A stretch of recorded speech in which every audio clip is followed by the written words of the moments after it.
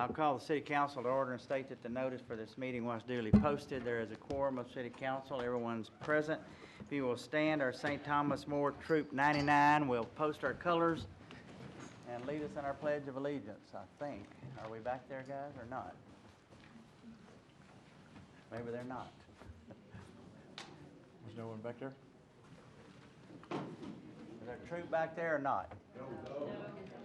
All right, Scott, you're it.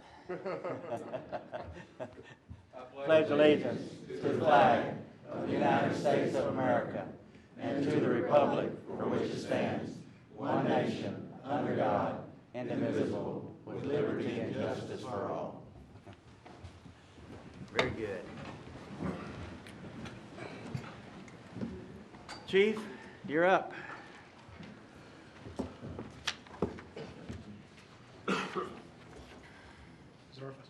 Yeah. Robert, if you would you please come on up?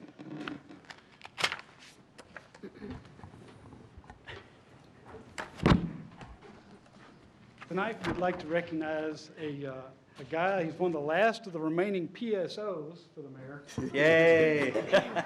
There's not many of us left, but Robert Gerndt has decided to retire after, 29 and a half years? Yep. Might as well just roll it up to 30. There you go. But he started as a wee lad. No, he started in 1985 as a firefighter on the About fire 40 department pounds, side. 40 pounds And ago. 40 pounds less.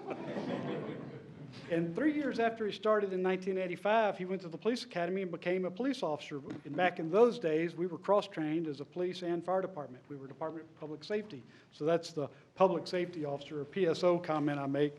The mayor likes giving me a jab every once in a while about that. Anyway, in addition to serving as a public safety officer, he also served on our SWAT team for about 18 years. And again, probably 40 pounds ago. But in 1999, the man that was running the co-owned radio system that the city of Missouri City and the city of Sugar Land owned together, he became the radio systems manager. And that's the position he has held since 1999, and that's the position that he's going to retire from. And I don't know how we're going to fill his shoes. And I wanted to say fill his flip-flops, because I know that is his shoe of choice. And if he could pull it off at work, he would have tried. Because every time we go away for our budget workshop, in a very short order, somebody's in flip-flops, and he seems to do pretty well with his budget in flip-flops. So maybe that's a secret for you finance folks. But his last day with the city will be the 31st of March. I promised that I wouldn't say too much, but I will tell you that his infectious laughter and his pleasant demeanor is going to be greatly missed. Yeah, we all do. We miss you. I think we have, I don't know. You miss me? We're going to miss you. Okay. We do have something for you. Oh, look at there. Do we Yeah, have it's it a here? difference. This ain't a clock or a Glock. Is it over here somewhere? Do we Where's have that this here fishing somewhere? rod? It's right there. Oh, you didn't want the Glock? Oh, I already have that. Well, I'm not going to say he's retired to the island. He's retired to the island. Yeah. So I think this is probably going to fit your hand better than the Glock here Yes, it for will. the next few years. So congratulations on your latest promotion to retirement. All right, thank you very much.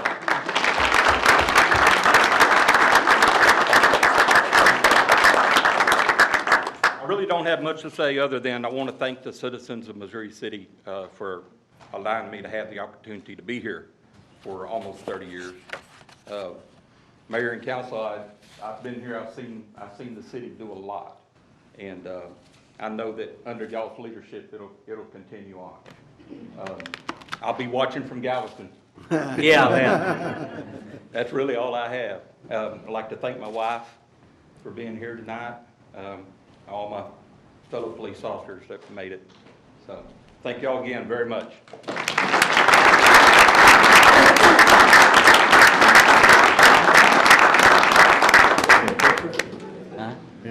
We're having a picture, Robert. Get back up here to Chief, and you need a picture. Come on, Robert. He's never been shy before. Get your wife up What's there. happening? Kathy, get up there with him. Kathy up there. Is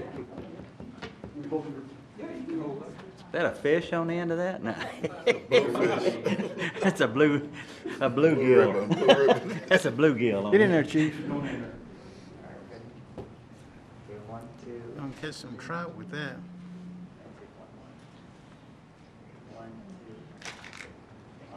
Wait, wait. Wait, turn around. Okay, squeeze in that. You're still bossing everybody around. Okay. Thank you. Thank you.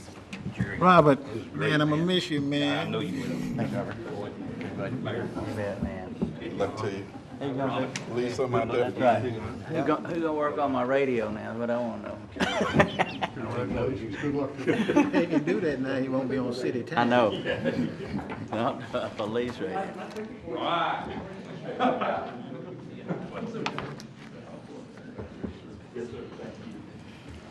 Very good.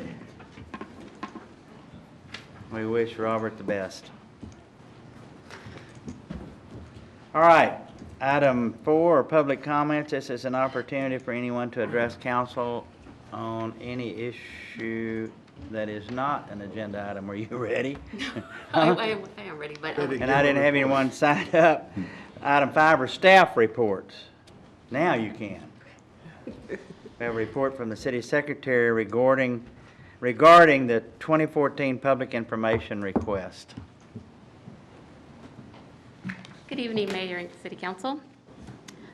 During the February 16th regular City Council meeting, I was instructed by council to provide everyone with a kind of an estimate of the hours spent by city staff, by department during 2014, from January 1st, 2014 to December 31st of 2014. So for the last few weeks, I've been working with different various departments just to see if they can provide me with a kind of a rough estimate of how many hours the individuals within the departments who work with the city secretary department, and also for court and police and fire, for any and all public information requests that have been given to the city during the last year. And these are just the hourly estimates by department.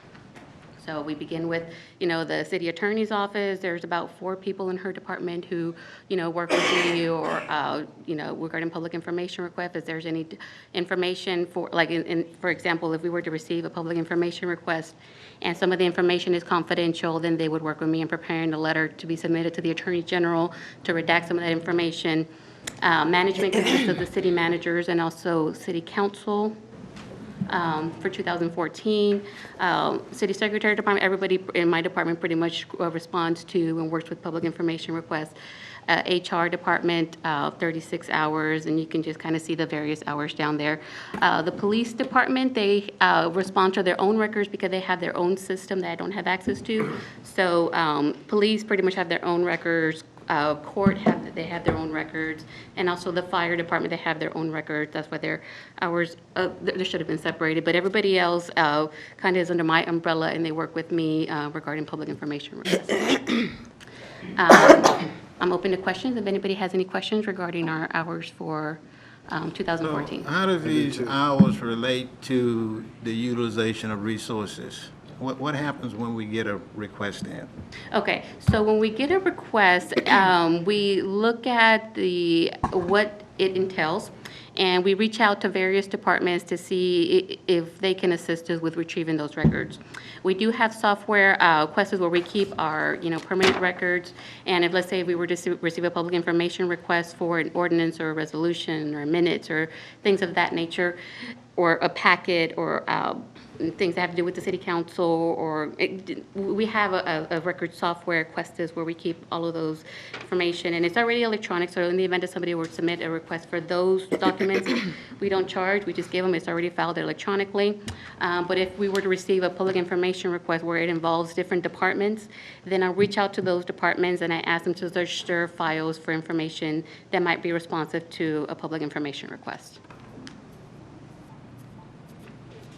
And so, I guess, because I learned some stuff from you that I didn't even know as long as I've been around. But when you get a request, can you do it tomorrow, next week, 2 weeks from now? No. Because that to me relates more to these hours and what happened. Yeah. Public information requests are very, very important. They take priority. As soon as we get a public information request, there is a deadline attached to that public information request. So I mean, I know everybody always says that, you know, the city has great employees, but oh my gosh, every department does an excellent job working with me in terms of public information requests because everything has a deadline and they understand that.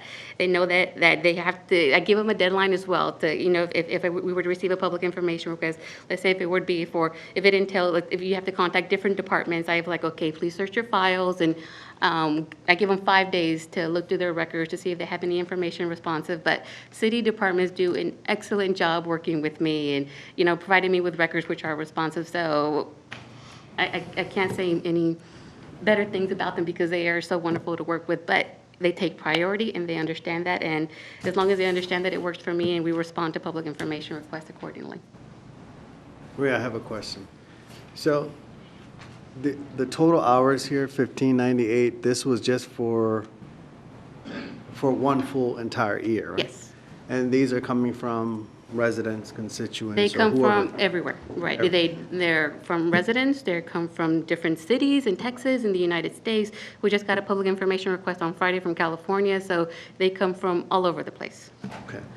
So I guess my only point is this part of your job to provide this information as public is requesting? Yes, it's one of the primary part of my job is to, I have, you know, city council appointed me as a city secretary, and, you know, with that comes responsibilities, those records, and I take that very seriously. So it becomes a major part of my job and my department, and I try to, you know, spread that out and, you know, make that an importance to other departments as well because they work with me. If I don't have those documents already filed electronically, then I rely on them to give me the information. Like say, for emails, you know, sometimes with, you know, if there was a public information request for the emails for, you know, individuals, if I work with that individual, if they deleted them, if they deleted, like, let's say, emails that they have already worked on, I work with IT to go back and give me those records so I can find information that's responsive. So it's a full team effort. You know, I can't respond to all of these requests by myself. It involves the entire city. This is the first time that you had presented this, so I guess my only question back to you is, are you showing this and presenting this based on the fact that that number at the bottom, is that been the highest, or is just an average, or? This was actually the first year that I've kind of gone back and I've kind of had everybody give me an estimate. So this is, I would say it's average, but, you know, I don't know. I would have to go back and see how many records we did in 2013 and 2014 in order to get an estimate to see if it's average or if it's more or if it's less, so. I think what we're trying to point out here is if you take just the city secretary, for example, that 780 hours equates to almost 100 days. A third of the year you spend working on this rather than the stuff you were hired to do. Right, and this is. And that's everybody what in we're the trying to point out to the general public is that these public information requests are very time-consuming. Fire department, 550. I mean, the police, 550. These are requests for people, you know, that a lot of them are attorneys. They want to know about arrest and things. And that's okay. I think, you know, we're not saying that we shouldn't, but I think we're pointing out that this is becoming such an important issue that 1,600 hours of our city employees' times are spent on doing public information requests, and the general public needs to understand that. You're not always available to do your job because you're spending a lot of time doing these public information requests. And, I mean, guys, let me just tell you what, they're all the way from, the one today was a request for 3 of us' emails regarding a particular subject. So we have to spend the time as council people supplying her with information off of our personal computers about this. So it's very time consuming, and I will just tell you, in many cases, this stuff is ridiculous. Absolutely a waste of the city's time and resources. Some of it is important, but I'm telling you, we've all been through it, and I think the reason this has come up is that I think we're going to put it as a line item in the budget because it is a, you know, if you were taking 1,600 hours at minimum wage. $55,000. Yeah, at minimum wage. But at our average wage is $55,000 a year that we're spending on this. It's gonna become an item on our budget, because we're gonna have to budget for this. And is it allocating enough resources to you as a city secretary to handle all this stuff? And it, you know, it's all about transparency. Right. And none of us up here are hiding anything and are opposed to transparency. But there comes a point where, and let me tell you, school districts are going through it. Counties are going through it every day. They get the same requests that we do. And we just wanted to point out that it is a cost to the city and to the citizens, and they need to understand it. And thank you for bringing it to us. And let me add in, let me state that we thank the staff for their hard work and their diligence for responding Yeah. to these requests. The Public Information Act is one of the pillars of our democracy, of government. And with that, it ensures integrity. And so with that being said, we want to provide constituents with whatever it is that they request. So thank you, and thank you to all of the staff that are involved in fulfilling those requests. It's an important act, and we have to maintain the integrity of that at any cost. And if we have to make adjustments, we'll make adjustments, but we want to keep that pillar strong to maintain the integrity of our municipal government. I was glad also to hear, Maria, that you said this is a high priority as far as you're concerned, and I really appreciate you saying that. We are no longer a village. We're a medium-sized city and growing. And with that growth comes other additional responsibilities. And so what we have to do is we have to analyze those jobs that you have, those responsibilities that you have, and make sure that you are supported. Right. To keep it, those jobs doing as well as they have in the past. So, again, thank you. Thank you. Maria, just one time, just for clarification, you indicated that if you do a search off of the Missouri City email system, that if those have been deleted, that IT has those deleted documents, and so that is a part of the search that they do? Yes. So just because they may be deleted off of someone's email account, those documents are still available, and when you get your request for that search, it includes all of those deleted documents. So there's nothing that's falling by the wayside. We're Right. we're looking at all of those Yeah, documents. whenever I receive requests for emails, I work with the individual, and I ask them if they've deleted anything. If they have, I work with IT, and Joby's here. His department is fantastic. So that when the requester receives a document from the city, they know that it entails everything that they're asking for. Unless it's confidential, I'm going to release it, because we're working with, public documents. We're working with, the taxpayers of Missouri City. This is their money who's funding everything. So I want to make sure that, if somebody were to submit a public information request, that they have no doubt in their mind that they have information that's responsive. Good. So, Thank you. So Maria, it is a state law, right? Yes. And it is part of your job description to do this when a public request, whether it's only 10 hours or 1598 hours. yes. She didn't have a choice. Never choice. But the important thing here for us to be informed of what kind of resources it's taking, because we may have to look at this during budget. Right. We We may have to cannot allocate not more- we do may the have to allocate request. more people. That we cannot do, but we do need to look at supporting it. All right, thank you. All right. Item 6 is the consent agenda. Is there a motion to approve the consent agenda as printed? Move to adopt. Second. Councilman White made the motion. Mayor Pro Tem Ellicott made the second. If there's no discussion, we'll vote. All those in favor, motion carries. Item 7 are public hearings, 7A1. An ordinance of the City of Missouri City, Texas, changing the zoning classification of 37.96 acres of land from LC1 Local Retail Restricted District in part and LC2 Local Retail District in part to PD Plan Development District to provide for a residential development describing said 37.96 acres of land, regulating and restricting the development and use of property within such PD Plan Development District, amending the zoning district map of the City of Missouri City, providing for an amendment to the comprehensive plan, providing for appeal, providing a penalty, providing for severability, and containing other provisions relating to the subject.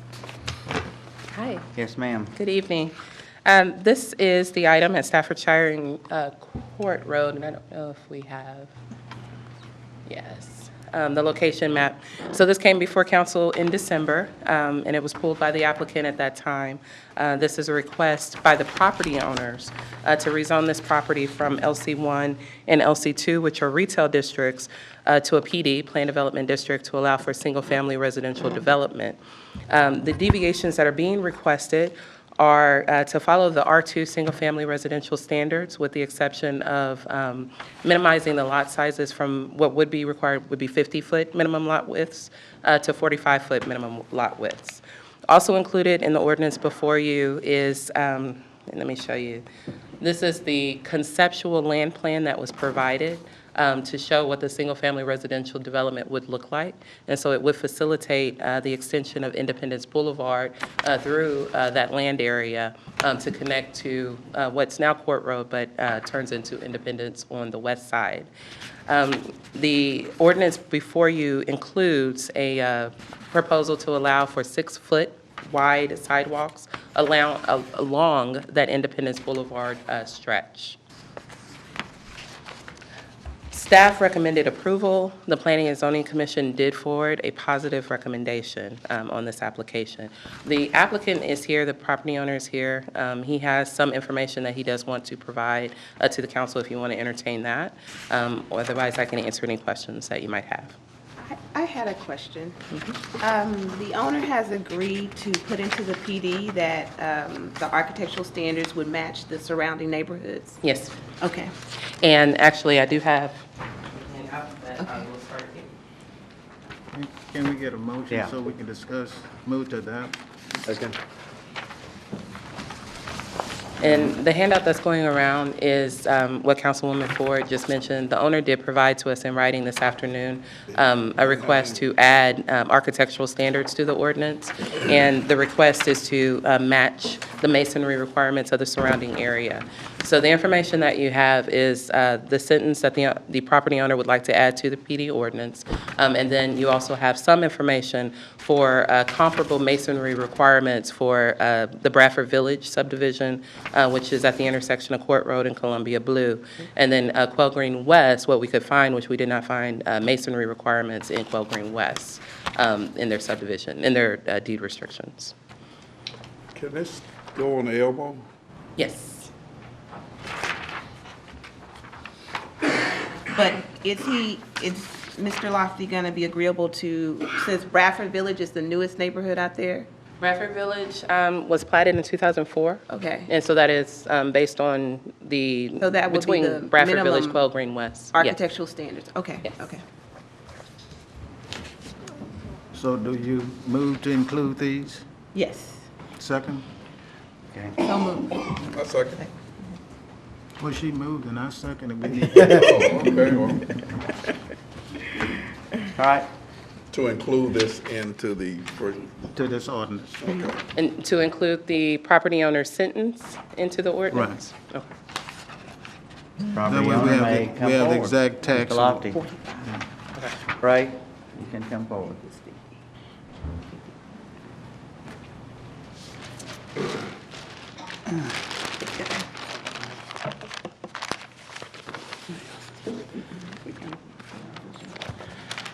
Good evening, Your Honorable Mayor, City Councilman, and City Councilwoman. You got, yeah, talk into the mic. Oh, So they I'm can hear sorry. you.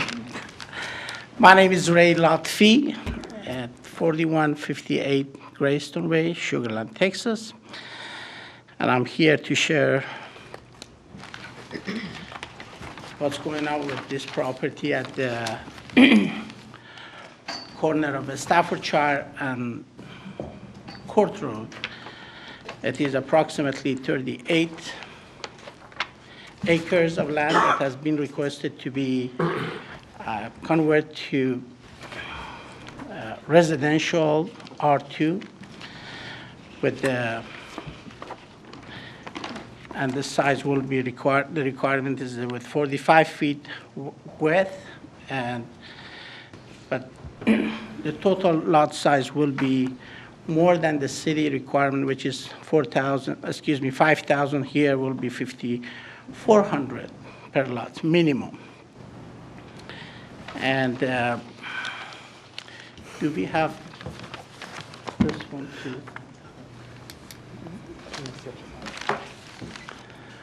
You said that the lot sizes will be 5,400 square feet? Yes, sir.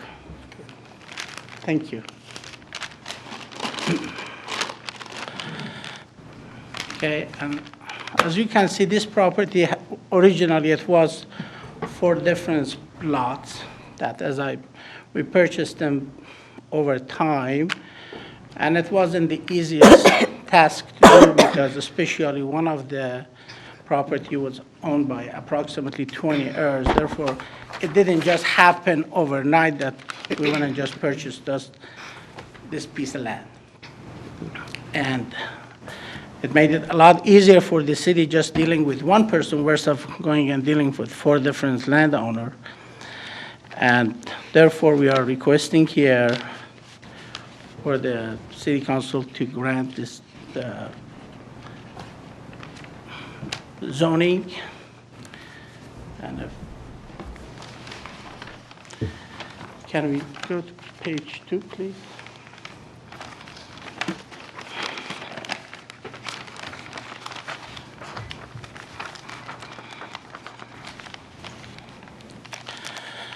As you can see here, it is the length of the lot will be 120 feet, and the width will be 45. That it will be 5,400 square feet minimum lot size. That is bigger than the city requirement, which is 5,000 for R2, which is the single family home. And can we kindly go to the next one, please?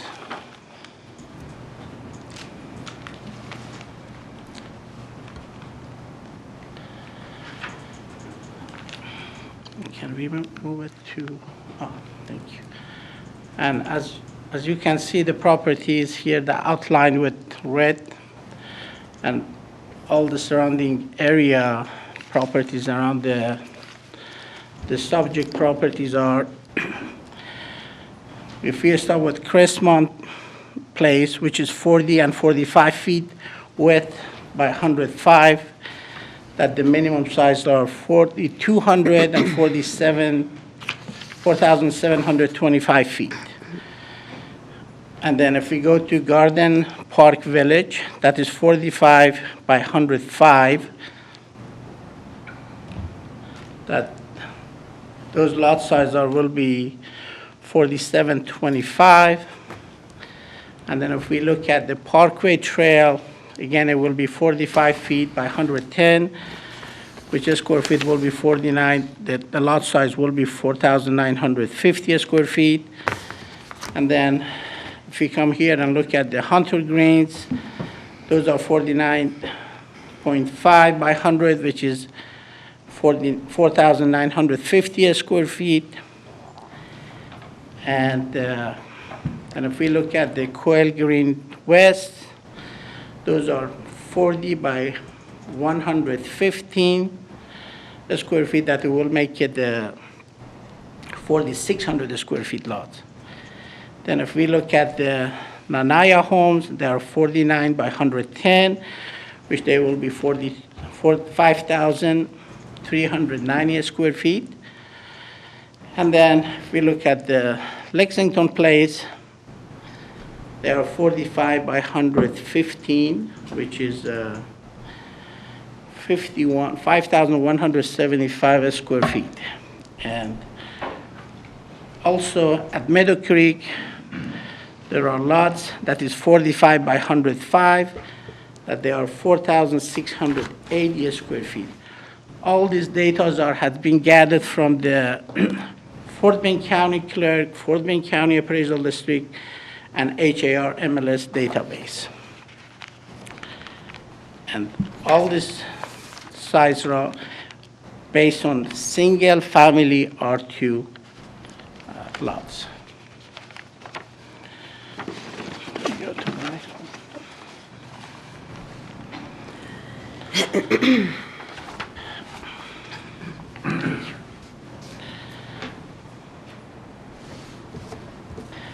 The proposed plant development will provide many positive benefits to the city of Missouri City and the residents. The greater density to help revitalize the retail on the Texas Parkway and Cartwright Road. Retailers look for more rooftops and greater density. It will increase the tax revenue for the city. And one of the most important things that the last segment of the Independence Boulevard will be open to complete the hurricane evacuation route for the surrounding area and residents.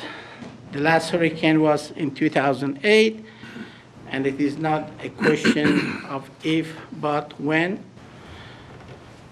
the next hurricane lands. The proposed lots are longer in length for the residents to enjoy larger backyard. Thank you. If there is any question, I'll be more than honored to. What's the minimum house square footage proposed? They will be compatible with the surrounding. That's not the question I asked. I asked, what is the minimum square footage? Ray, you and I have had this conversation. You know what I'm going to say. Okay, if we look at. Regardless of the lot size, I'm not concerned about the lot size. I'm concerned about the house size being compatible to the neighbors. I lived in Meadow Creek 23 years. Yes, sir. I want those houses next to Meadow Creek to look like those houses in Meadow Creek and nothing less. Well, what you basing that on, Mayor? Because I'm basing it on my opinion, Jerry, so let me finish. Okay? We talk about value and we talk about establishing value for that area. I'm all for that. I'm not opposed to residential. But why aren't we trying to put homes over there that give people an opportunity to move up? Not stay the same or smaller. That proposal that we saw at that last meeting showed 1,300 square foot homes. And you know that it did, and I told you in my meetings that I would not, me personally, that's my opinion, I'm not gonna vote for anything less than 1,650 square feet because the single level home in Meadow Creek, the first story is 1,650 square feet. I lived there 23 years. I want it to look like that. I want homes over there, and I'm not opposed to the 45-foot lots now. But Quail Green West has houses bigger than 1,300 square feet. Every subdivision around it. I just drove through it to make sure that I was right. And if we can't find a builder that can build houses in that subdivision with at least 1,650 square feet, then we need to be looking somewhere else because that is the bare minimum we need to be looking at. And that's my opinion. Well, Everybody else has their own opinion. Yeah, let me chime in on you. First off, the size of the house is not a zoning question. It's a PD question. Well, let me finish. We haven't done it anywhere else. You go to Lexington Place. You got a 1,522 square foot house down there selling for $162.95. Okay? If you look at the comps in the area, okay? Don't mislead these people and just talk about size, you know, because the comps are not good for Meadow Creek compared to the rest of the area. I'm just gonna talk facts. It could be. It could be, but it's not. We put something nicer next to it. The outside of the city has nothing to do with it. Well, when we sit here and we want to tell these people that, and the people that live, I guess 5 is on the east side of the canal, where the real nice homes are in Meadow Creek. But on the west side of the canal, all of that area has been classified as a low to moderate income.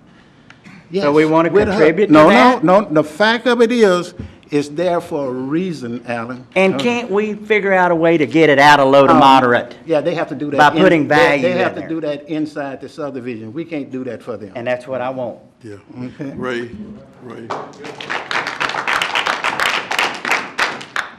What the area where you're trying to build Yes, Your Honor. has been needing attention for quite some time. I'll give you an example. When it was determined that we need to put forth some effort to make sure that that part of the city over there in Quail Valley maintained its property value, it took us 90 days to mobilize to make sure that we did a eminent domain takeover. And then we brought it to the citizens and they voted 70-some% to take the property over and build a city center. The point I'm trying to make, that was mobilization. And that was good, sound decision-making on this council. That's where we are. There, we need density in that area. You in a prime spot, you got 40 acres there, and you can, you can contribute to the upgrade and renewal of that part of town. But it has to be done with a quality situation. I understand what a PD is all about, and I understand what is necessary. And these requirements is not new that we talked about. We've been talking about it for some time.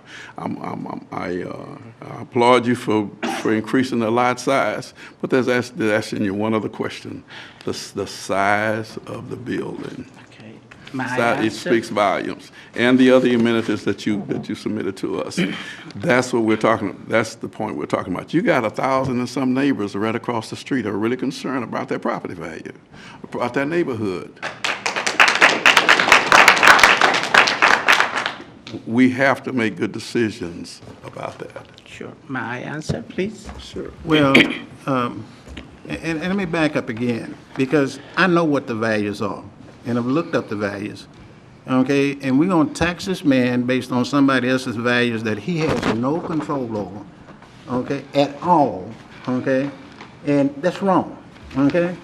That is absolutely wrong. We got houses down the street that he is gonna benchmark from on the architect control that cost more than some of the houses in the area that we're concerned about. Meadow Creek don't have one house that face this property. Now, we could leave it alone and they can get strip centers, because that's what there is today, strip centers, if that's what they want.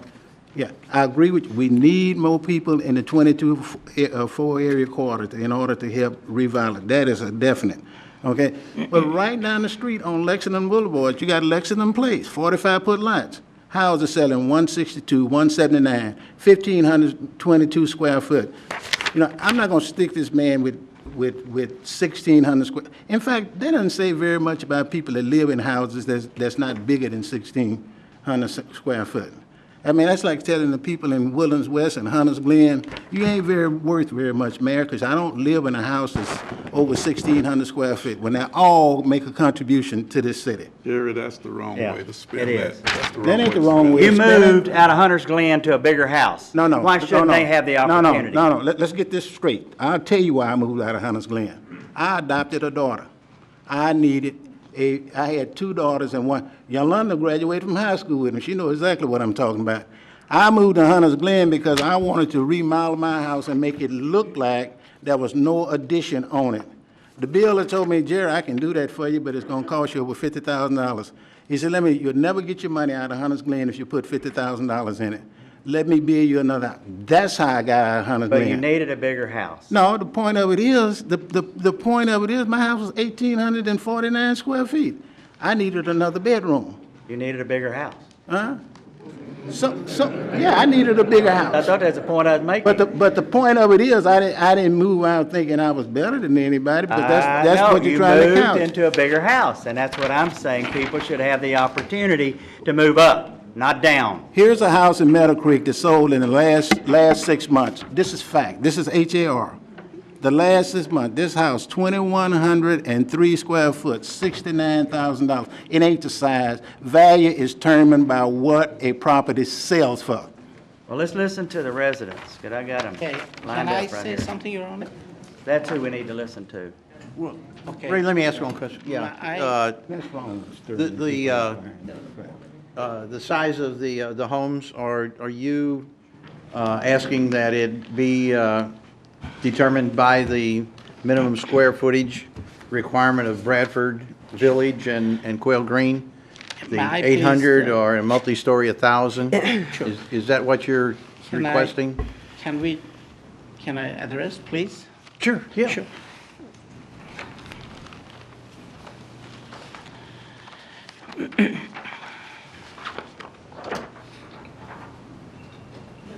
Why isn't Meadowcreek on here? We couldn't pull their deed restrictions. They do have the deed restrictions, but we couldn't pull it in the time that we needed. 2 weeks, we couldn't find it. Okay. Oh, I'm sorry. Well, I don't want to, when was it submitted to you? The statement, Yes. today at noon. And who derived that? The statement? Yeah, who derived From- these numbers? That's from, the information is pulled from the deed restrictions for Bradford Village and for Quail Green West. And we didn't have a copy of deed restrictions from Meadowcreek? Not available to us to pull this information together. We can have it available by the next meeting.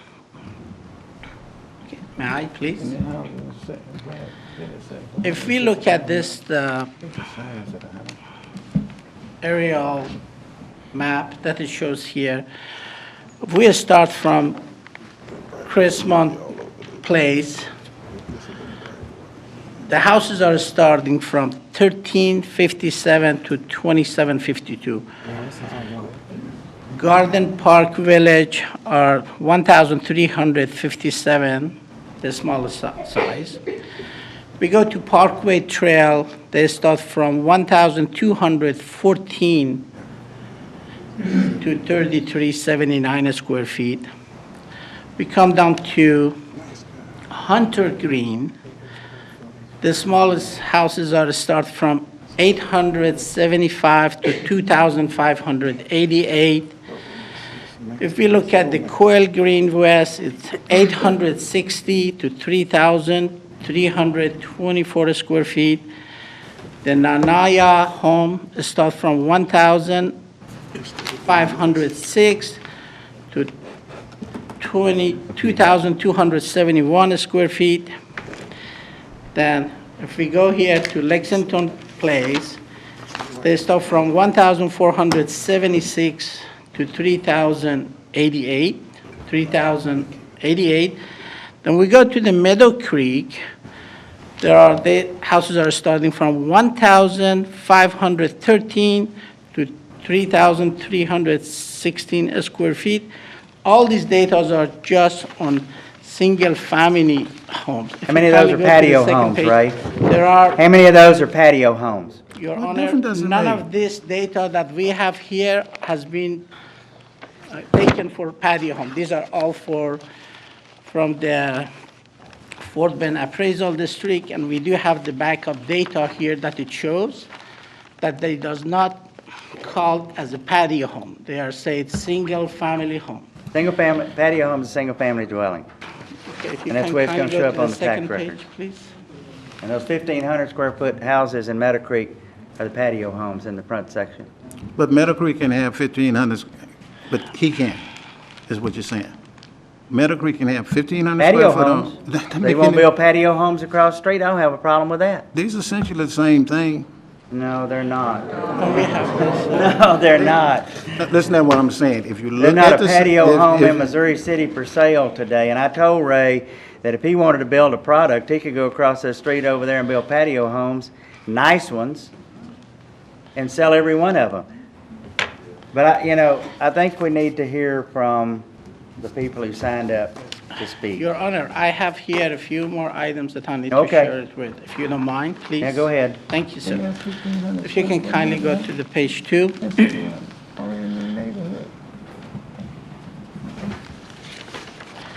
These are here for this is the comparable sale for Hunter Green.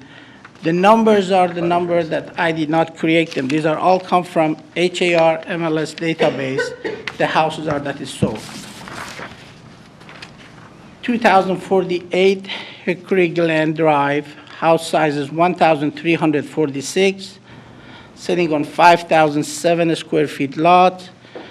It's sold for $64,000. Sale number 2. 1915 Woodland Hills Drive, house size is 1,797, and it's sitting on 5,356 square feet, and that is sold for $86,000. Sale number 3, 1924 Woodland Hills Drive. The house size is 2,324. It's sold for $137,800. If you can go to the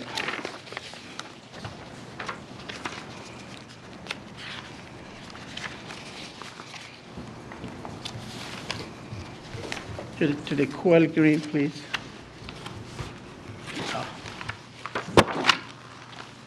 Do we know if Thank any of you. these were foreclosures, Ray? I'm sorry, please. Do No, we know sir. if any No, of these sir. were None of foreclosures? these are foreclosure, and none of these are distressed sale. The sale number 1 for Quail Green is 1,922 Quail Place Drive. The house size is 1,412 and sold for $70,000. Sale number 2. These are all from January 2014 to February 2015. Sale number 2 is at 2050 Grand Park Drive, 2,173, sold for $115,503. Sale number 3, 1802 Spring Green Court, 3,316 square feet, and that is sold on 6/13/2014 for $158,000. Can you go to the next one, please? Ray, can you help us and let us know what the point is on, I'm sorry, tell me, what are we getting at? what are we, I'm sorry, please? What are we doing? Where are we going with this? Oh, where we're going here, that the price that is gonna start at this project will be more what the sales can support. That the houses that is sold here in that area, and this is open to anybody, they're more than welcome to go ahead and check it. The data, I mean, you could have a property, you'd want to sell it for $1 million. But when you find the buyer, then that's a different story. And here, if you look at this number, these are all done. Say when you want to go out to the bank and borrow money to finance your house, they will ask for an appraisal. The appraiser will go and look for the data for the house that is sold, compatible to that house. This is just something very, this is not out of ordinary. And here, as you look at, like we can go right now to Meadow Creek and look at here, we pull 6 comp for Meadow Creek, and these are not the foreclosure sales. And that this says exactly what the size of the house are and how much they sold for. 1,300. This is what it's gonna, and the starting house, right now, I don't have a builder. We had D.R. Horton, they are out of contract right now. But if we want to go ahead and look at, see what was their starting point was about 1,400. And if you look at some houses like on the Lexington, that is sold a lot more on the 45 feet lots. They sold a lot more than these big houses here. There has to be, I mean, I'm not here, I cannot help it if the houses are inside those subdivision does not bring the value. I'm not the appraisal district. I'm not the buyer or HAR to, and this is what it is. The fact is the fact. We Each can come and house is say, sold- build the 2,000, 3,000 square feet houses down there. If it's not gonna sell, and you have to realize, building this road is so important. This is the last segment for last 20 years that is sitting here and has not been built. This is the opportunity that this road will be built, and the citizen, if they, in the case of evacuation, they can use that. And we all have to look at, the good part of this project as well. Ray, you went over and looked in Vicksburg, as I asked you to do. On the 45-foot lots, what was the smallest house D.R. Horton was building in Vicksburg? I don't remember, Your Honor. 1,650 square foot to 3,000. And I told you they could build the same thing on that site. Okay, those are the same houses that they are building, but I cannot dictate to the builder what you come and build. The builder will build what the neighborhood will demand. In other words, I'm not in building business, I'm not a builder, I'm not in that business to know exactly how they come to they value their houses. But the fact is, if they knew they could build, it is just $10,000 difference, because their starting point, you keep on saying 1,300. If the previous gentleman, he just put some kind of picture there, which, if you look at the D.R. Horton, what they originally started, it was from, a starting point was right around 1,450 to 2,700, 2,800 square feet houses. And that is the type of house that will support the area. There will be new houses that will have a lot more rooftop for the city. It will bring nothing but good for the city. We may have to just look at one or two, or it's hard for me to explain exactly how it is. But the fact is, we do have an appraisal district. We pay, every one of us, we pay our property taxes according to what appraisal district, dictate. If you go by those numbers, the second thing, the houses are that is sold on the market. I mean, we cannot come and imagine or create something that I like it to be that, I wish other 4 contracts that I have, this land was sold that way, I wasn't here. I shouldn't be here and, to go through these things. This is not my job. But what's happened, I think this is a great opportunity. The first time the city, make D.R. Horton right now, they just left. We don't have a contract with them. I will do everything that I can to bring them back. But there is no guarantee. We don't have any contract. They're out of contract right now. And how many builders you can find that they can come here and put their money in advance to build a road for the city that has been set there for the last 20 years and has not been built. Every other segment of the Independence are built except this part here. Now, the road will build, and it'll be nothing but good to this, to the city and the citizen. And we are really requesting that it's been any of the people that they like, they can go and just look to appraisal district, look at the data on HAR, and they can, and we have all the backup here for each property. If you want me to go through the Meadow Creek here, I have 6 comps We're going to for hear from Meadow Creek. I have 6 comps here for Meadow Creek as well. Ray, what you're showing here took place in 2014. I don't have to tell you what the economy was in 2014. I can tell you that in Quail Valley alone, a year ago, houses were selling for $76 a foot. Today, they're selling for over 100. Sure. So don't compare what happened in 2014 to what's happening today.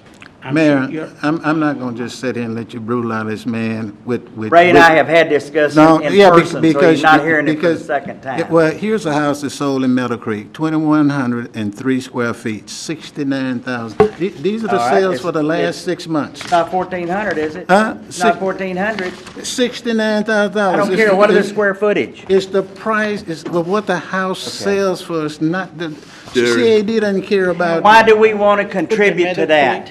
Why do we let, Let's let the people from Ray, Meadow Creek stand up here. let me It's ask going to be Ray- next door to them. Let me ask Ray something. Since they have 1,500 square feet houses in Meadow Creek, Right. would you be willing to go minimum 1,500 square feet? That solves the issue. Sure, I have, of course, I'm willing to do Okay. that. I'm not gonna vote for anything under 1650, Well, because you that's can what vote they the way are. you want. I think I got 4 votes to take care Okay. of this. What the Okay? fact That's is fine. here, I think we got four votes to take care of Couldn't it. have 4 votes.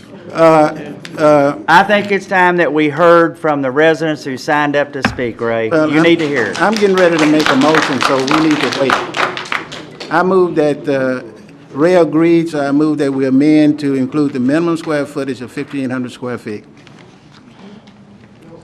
Need a second. Mr. Lofty, are you agreeing to that? well, He can't commit to the builder. well, you're asking me to come and build houses. If that will make you all happy and make this happen, sure, just go ahead and put it in 1,500.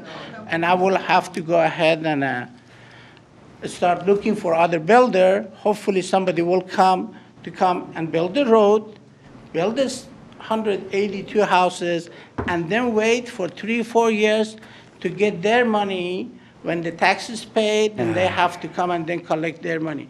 I don't know, I'll be able to find any builder. If you don't know anybody, sure, just refer Well, them to me. the only reason- 1,500 will be fine with The me. only reason I'm suggesting that if D.R. Horton would go 1,300 to 3,000, I think they can work with 1,500. That wasn't 1,300, that, Yeah. they were 1,400. Sure, that'll be fine. Yeah. I agree to it. Are we not Get gonna a second? allow? Then we're gonna allow the people to speak, Well, we got a motion on the floor and a second, so we need to vote. okay? Well, not before we have a public hearing. No, we need to vote on the amendment that I just put on the floor. Right now, you have a secondary amendment. You, of course, have your motion and your second. It would require a majority vote to pass if it is the original motion is amended. Right. If not, the original motion stands, but the vote on the ordinance would not occur until the subsequent vote Okay. on the ordinance. after So the all we're public voting hearing. on is the amendment. Is this the Okay? amendment? All those in favor of the amendment? Motion carries, all right? Now, we're gonna hear from the public. Tony Sherman. That's you. States to make sure you're all in line. See if he needs to come down and do an investigation. While he's getting, Thank you, sir. making arrangements, Tony, I just want to make one comment.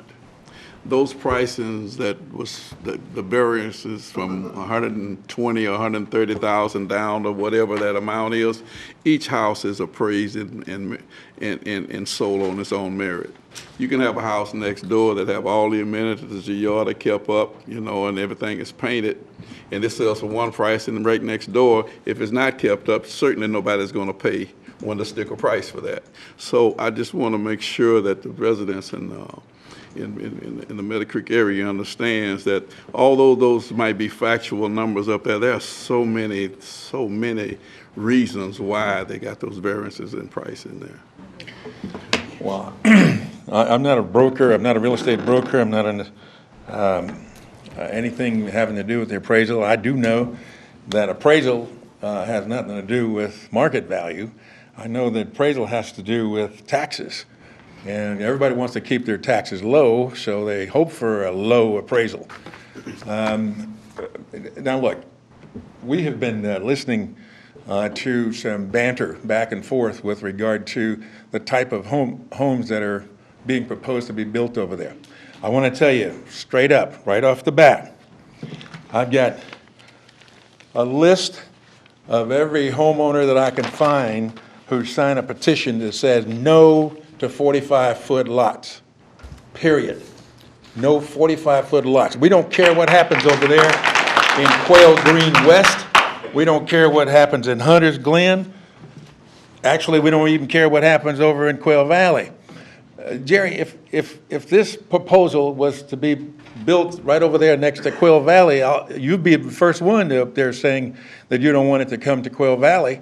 We don't want it in Meadow Creek, because you cannot build the type of quality in a 14-foot wide lot that you can get over there in Meadow Creek. My house is on a 75-foot wide lot, 75-foot wide. I don't know where he gets those numbers from, but even if it's 100-foot deep, but that's over the 7,500 square feet lot, he's not even coming anywhere near the size lot that I'm on. I've got a whole bunch of people back here whose lots are the same as mine. And you can build all kinds of quality in a house on a lot that big. We're concerned about the houses that are going to look the same. And you look at it from, the roofs are going to be the same, just like the houses on the other side of the VFW. We don't want that kind of house. You look at this, 185 homes to be built on these lots in here? 185? Why can't he build 150? Make them wider and put some amenities in that community over there.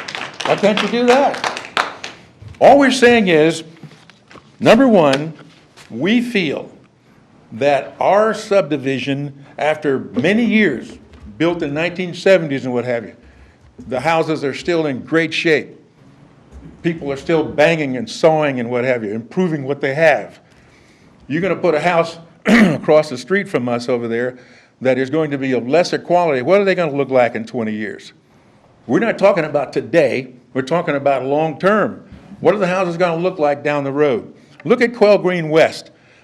When that storm came through here in 2008 and blew all the siding off those houses, many of those houses had the T111 type siding. That's the kind of siding or material that they're going to put in these houses in order to be able to make the numbers work. That's what we think is happening here. You're trying to make the numbers work for your builder. The builder wants to put the money in here to do all this, but I understand it's got to make sense to him in terms of finance. We're saying that it's got to make sense because we want to maintain the values not only for ourselves, but for the future of our children who's going to take over our homes as well. So I've got, I don't know, I've got 175 people for representing homeowners that we could get to in time who say no. If you want to build on a 55-foot lot, 90% of them says that's okay. 65-foot, 100% says that's okay, but they don't want a 45-foot. If we have to, we will mobilize the community to do whatever we have to do, depending upon what your vote is. And I hope it's the right way in terms of taking into consideration what we feel is necessary to be built over in that area over there. Thank you very much. Get that to the, Tony, you need to, Tony, leave those, why don't you leave those petitions with the city secretary? You can put those in the record.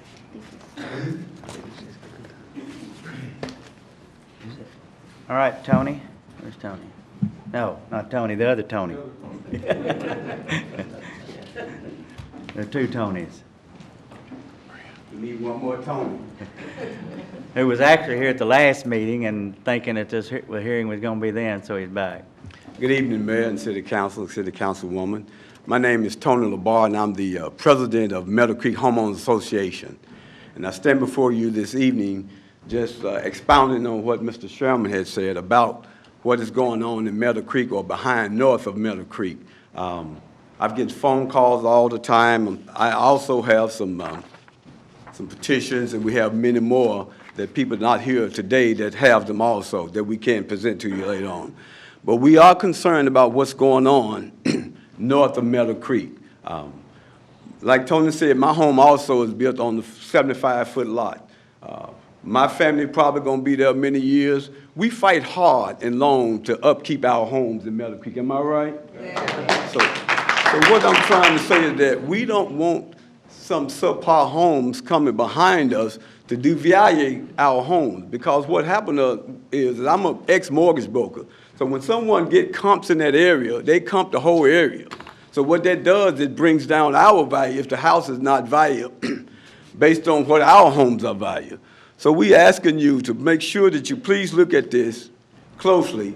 And, you know, like I say, if it's built over there in Quail Valley, whatever the case might be, I'm glad you're against this also, Mayor.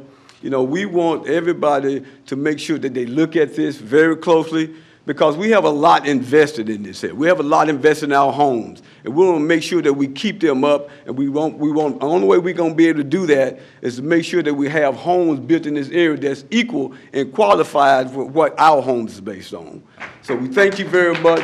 Appreciate you running. Thank you very Tony. much. You bet. Robert Mohammed.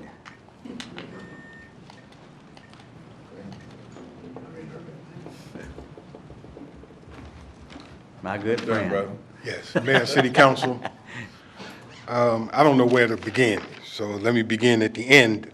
I rise with my neighbors and my wife and family. I didn't ask you to start it with a prayer like our Well, congressman okay. does. Our congressman does, so I'm not going to put you there. You Lord. But I'm rising in opposition to this plan as it has been presented to this council. I don't know where to begin except for to say this. Let me go to the benefits, the proposed benefits of opening up independence. The question has to be then what do we do about Staffordshire and Court Road? Has staff provided you with the cost to the city of expanding that? Because if we got 185 homes at, say, 1.5 vehicles, I don't know how you have a 0.5 vehicle, but if 1.5, that's 416 additional vehicles on that street. The question is, have we talked to Fort Bend Independent School District about how many children possibly could be going to Glover Elementary and what that will do for traffic? Have we talked to the police department, the fire department? If we build these additional homes, do we have the capacity with the station that we just built there to provide for those homes? What I'm very concerned about is that we're not against affordable housing or workforce housing. This is not a class issue. This is a quality of life issue. My family and I have been here for 21 quiet years. And so this is my first appearance before this council. I usually don't come to the city council and bother you, Alan, or this or mayor or this city council. However, I'm here to bother you now because I'm concerned that the quality of life, when you look at the aggregate or the area median income of the census tracts that are outlined in this proposal, we talk about Hunters Glen and all these places, the question is, why don't we have the kind of quality retail and commercial space? How much commercial space is open? I call this the Fertile Crescent. When you look at going down Texas Parkway, when you look at Cartwright Road, look at all of the empty commercial space. Now, when you go out on Highway 6, where there's a higher median area income, better housing, better quality of housing, there's a Starbucks in between every Starbucks. And we in Meadow Creek and these other places, in terms of black income or income of black people, we have a high income.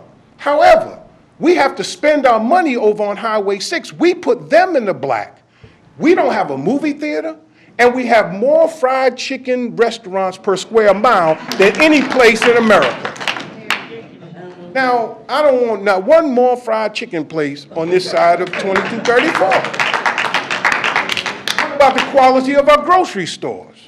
Foodorama, God bless them. Fiesta, God bless them. But when you look at the comparison of the kind of grocery stores we have on this side, and then when you look at the H-E-B and the other stores on Highway 6, we have to ask ourselves the question, where we need a partnership that says, yes, let's develop this tract of land, but we need a partnership with our city and with other forces to bring in what we need to revitalize this area. And then we don't want disproportionately to have to absorb all of the affordable housing in this side of town. We're saying let's spread out the burdens and the benefits, and let's raise up Missouri City, all sides of Missouri City, so that we may have equity in the end. Thank you. Thank you. Got another Robert Robinson. Sir? No, I got another Robert. So we're into the Tonys and the Roberts.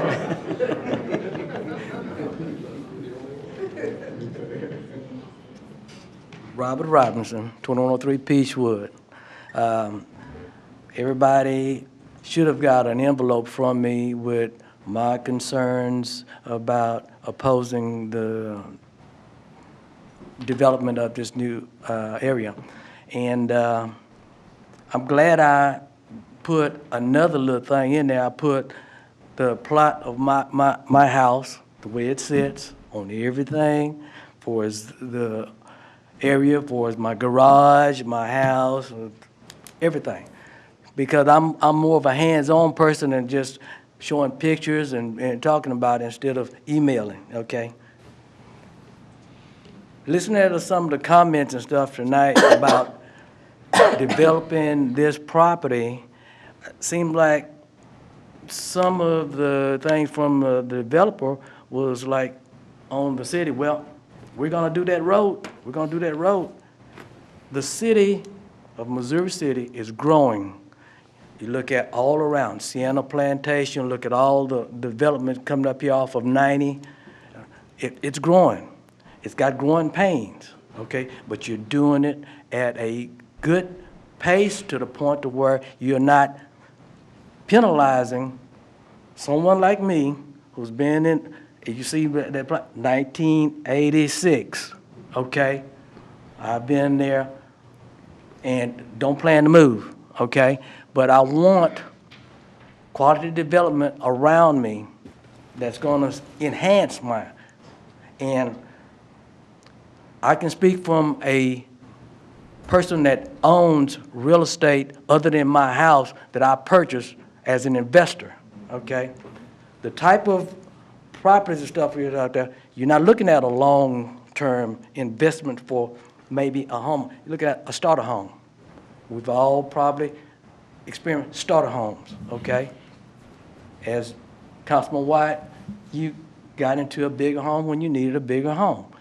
And I'm saying, you know, that's just a part of life that you may go through. When you have properties that could be turned into starter homes long-term, then your property starts going down because no one wants to stay. They want to go, you know, move on to something different. If we can have a good development, good land size for us, there's no amenities to this, okay? All these people's got to, they're gonna go somewhere to enjoy, no park. I don't know if these little green spaces were just the little esplanades or what, but they're gonna be all just, that's my time? Okay. But you've got my information, so I'm just on piggybacking with the other people.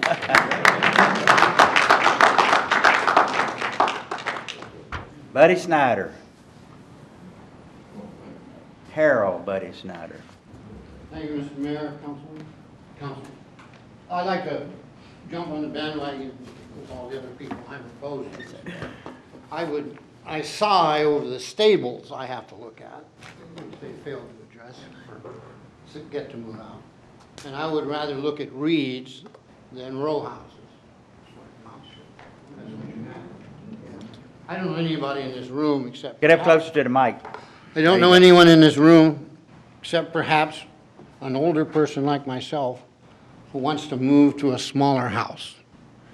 People do have a tendency and they want to move to bigger houses for reasons such as Mr. Wyatt and others have expounded on.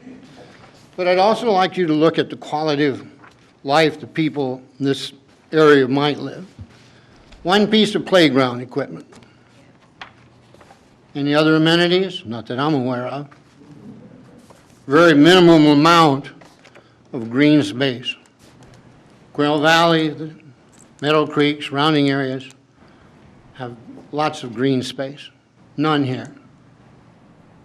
And for those reasons, I'm against this project. Thank you. Thank you. Let me clarify something because I didn't move out of a starter home, and I hope none of the people in Hunters Glen think that their houses are starter homes. I moved out of my house, and I hope that you would be as smart because I won't put $50,000 in a neighborhood that I can never get my money out of. Talking about value, okay? That's value. That's the only reason I moved. My first attempt was to have the house, a room added on, that never looked like it had been added on. That was my goal. When it was gonna cost more money than I could ever get out of that house in Hunters Glen, that's why I moved. Had nothing to do with a starter home, nor do I consider any of my friends that live in Hunters Glen that live in a starter home. But, you know, we talk about that tract of land. That tract of land has been built to our zoning ordinance based on what our ordinance require. Went through our planning commission, got full approval from our planning commission. This council cannot discriminate against people just because we want something different. We have to follow those rules and regs. This subdivision is not even a part of Meadow Creek. Now, you want to talk about patio homes in Quail Valley? We got plenty of them in Quail Valley, plenty of them. So we're not exceptional. I think Councilman Ellicott got some in his neighborhood. We got 0 lot line houses in this city. We talk about the Kanawha people. That is a PD, small lots. So we've done PDs with small lots. It's what the house sells for. You know, I went back and looked at the comps for Meadow Creek for the last 6 months. Okay, a house 2,100 square feet sold for less than $70,000.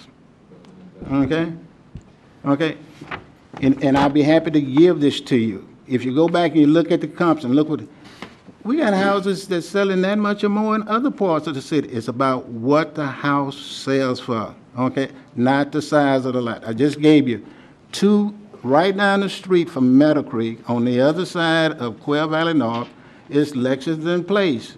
They got houses selling for $162,000 on 45-foot lots, 1,522 square feet, okay?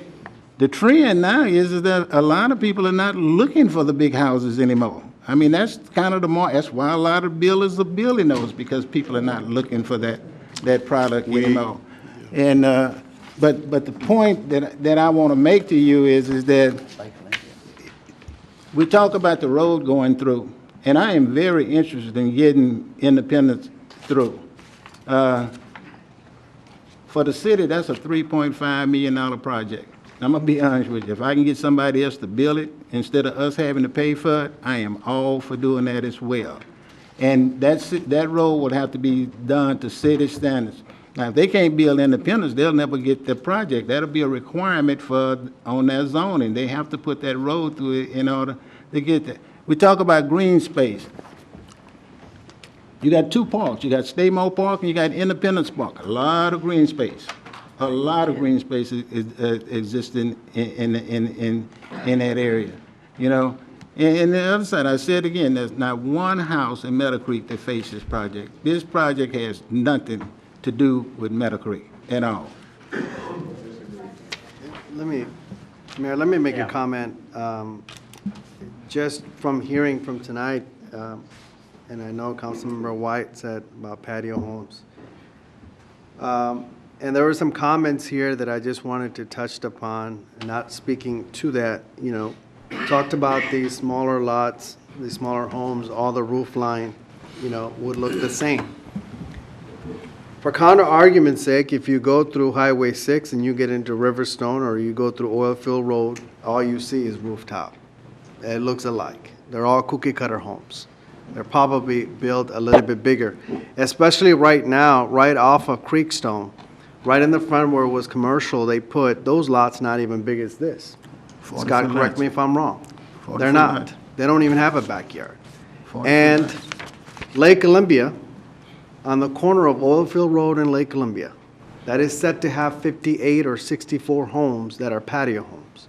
Hasn't started yet. That is something that we approved on earlier part of last year. They have patio homes on Oilfield Road and right by University. Now, these are high-end areas that have done pretty well. Let me come back to something else. I live in a D.R. Horton home. It's a great built home. I'm proud to have that home. Needless to say that their quality hasn't been any bad. I've been in that home for 8 years. I've not had issues. As this gentleman that talked about, you're not even sure that if D.R. Horton, you still have a contract with them, correct? I have a contract. Okay, so, and the other thing that we talked about, hurricanes and HOAs.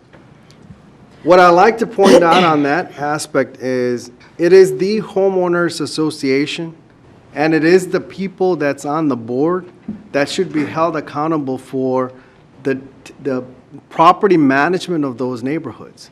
Riverstone can look like any of the other areas in Missouri City once that developer is completely built out and leave, and if the board members or the property management does not take care of those properties, it would look the same way in 15 years. You would have mold growing on those sides. You will have no one power washing anything. But today it looks beautiful because the developer is there still building, and it is his best interest to use $2.3 million on landscape and upgrade those properties to sell them.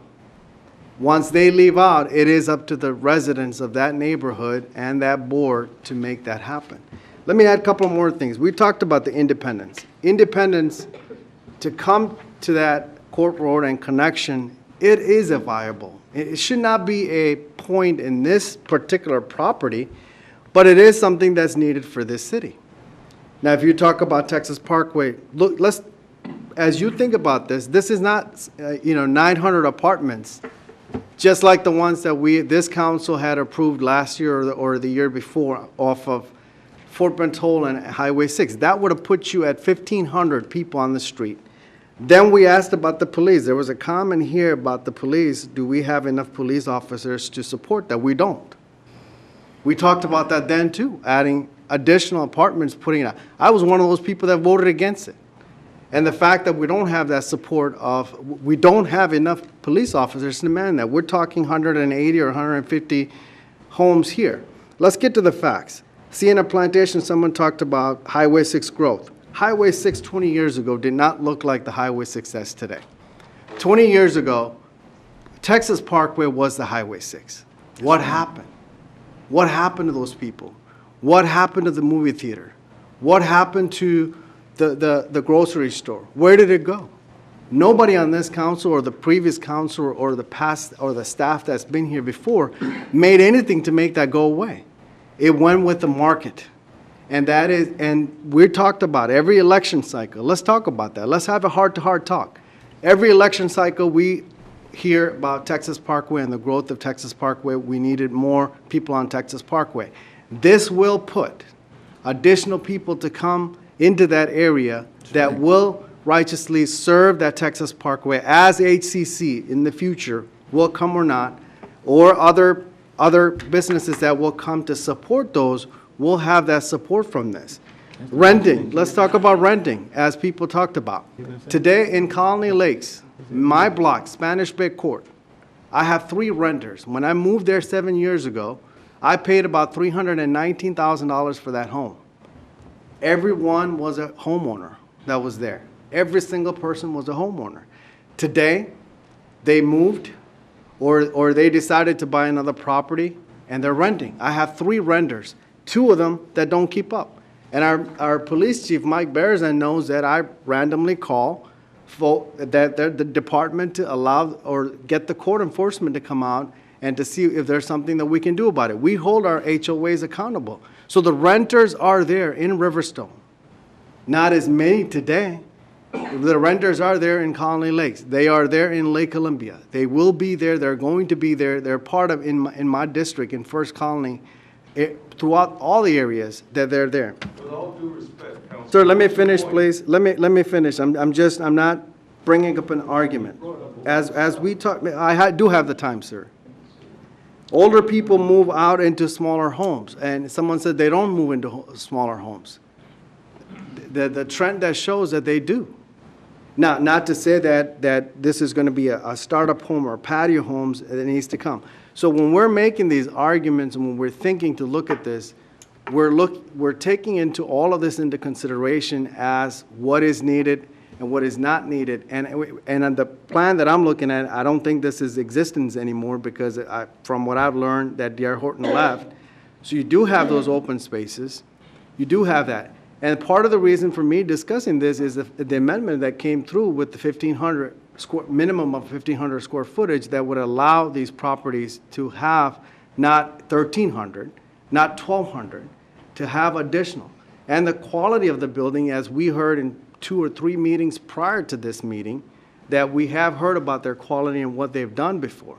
So I just wanted to make my point, as Councilmember Wyatt actually invited me to talk about patio homes, and I just wanted to make a point that as we're looking at this as a council, as we're voting on, I know everybody has, on their own personal issues. I just spoke about some of the things that's there and some of the things that to be considered to looking at this area, overall Texas Parkway, renting, patio homes. We do keep in consideration of all of this before we make a vote on it. Thank you. I rest. I like to say that I was very patient because that's some of the most political jibber-jabberish I've heard in a long time. I mean, in all due respect, Councilman, I remember just not too long ago when there was a gas station on the corner of Dulles and Highway 6. There was such a roar saying this is going to just tear up our neighborhood. And now, let me tell you, this is systemic. This is what's happening here. This is what's happening here. Texas Parkway is in the condition it is because the leadership didn't take the necessary work to get it done. It's been like this since 2004. We have an opportunity. We're in a good place right now. We got businesses looking at this area here. They got businesses developing in this area here. And we got development along Texas Parkway. But what we have to do up here is to make good decisions. We have to, if the citizens of Missouri City elected us to maintain and upgrade the quality of life in Missouri City, and particularly those districts that you represent. It's no way that you can put a house with small footage and call it a startup home, attract the economics of people who can afford or maybe can afford a startup home and expect it to last over a few years. And that's what's been happening. That's what's been happening. We have to make decisions up here to elevate the quality of amenities in areas to make sure that the future of Missouri City sustains.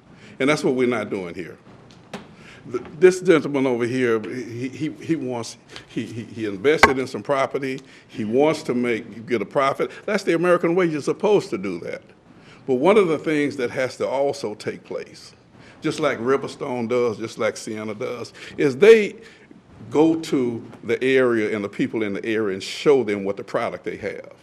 And if you got a good product, you don't have to defend it. You don't have to slip it in. You don't have to try to connive and make it work. What we want houses over there in that area. We want to have it. We need density over here. But what we want quality. We want to be able, and it can happen. If you go to the Halls, just right down the street there, that's a subdivision where 5 or 6 families said, we want to have an estate home. And we're talking about $500,400 homes, less than a mile away from where you're talking about. You also, Johnny Spencer with JSB, he wanted to build his dream home. He built a home and he built 5 or 6 others right next to it. Those houses are $500,000 and they sold before he got a chance to complete the building. And just across the street, he's starting over again. So the funds are out there, the people are out there to buy it. You just got to have, from this position right here on this diocese, you got to make sure that you do your best to maintain the quality of living and also enhance it when you can. And that's what we're trying to do here. Some of us.